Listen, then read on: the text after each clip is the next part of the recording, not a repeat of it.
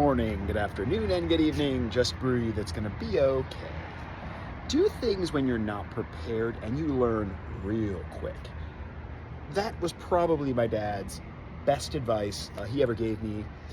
And his whole thing was, son, it's hard to get started, but it's easy to learn when you just do it. Now, I'm not saying please don't do brain surgery or open heart surgery or things that are like actually you need to be prepared for, because like doctors, you guys are great, all of you, and we understand you put a lot of work in.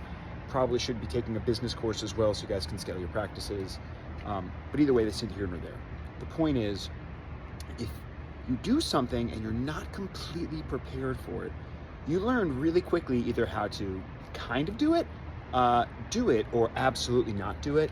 And there aren't a lot of times in life where you get very clear answers on things.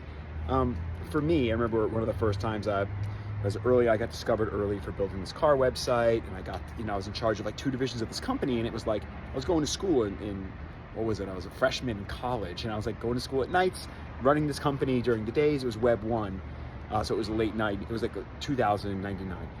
And I remember being like, holy God, what am I supposed to do with this stuff? And what happened was, I made a bunch of mistakes because I like failure. Like, failure is great.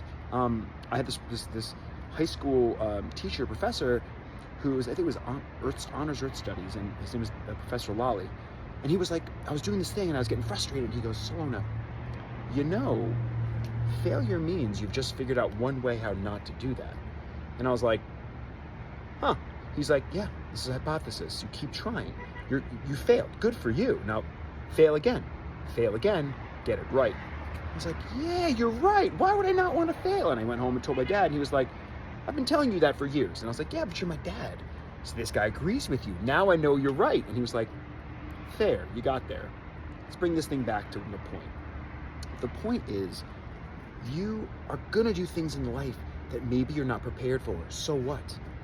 You're going to learn real quick how to do it. I ended up taking that company and really scaling it because I figured out product market fit. I figured out that when people bought rims, they wanted tires. When they bought headlights, this is 2000. When they bought headlights online, they wanted taillights. When they bought an exhaust, they wanted an intake.